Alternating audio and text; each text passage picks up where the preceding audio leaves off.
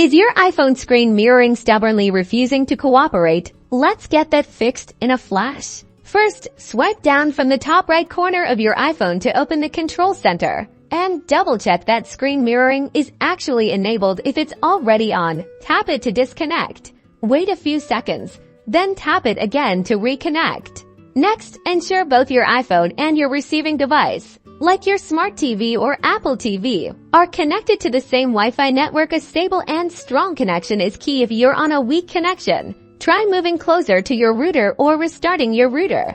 Head over to your iPhone's Bluetooth settings and temporarily disable Bluetooth. Sometimes Bluetooth interference can disrupt the screen mirroring process.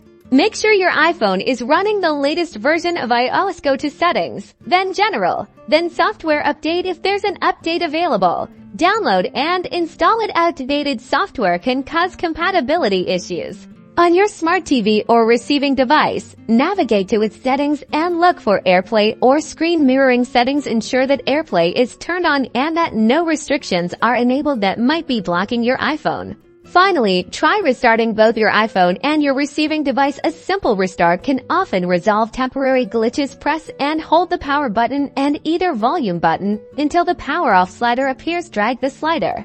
Then wait 30 seconds for your device to turn off. To turn your device back on, press and hold the power button until you see the Apple logo. And that's it. With these simple steps, you should be enjoying seamless screen mirroring from your iPhone in no time. If you're still having trouble, check the device's compatibility with AirPlay on Apple's website now. Go enjoy the big screen.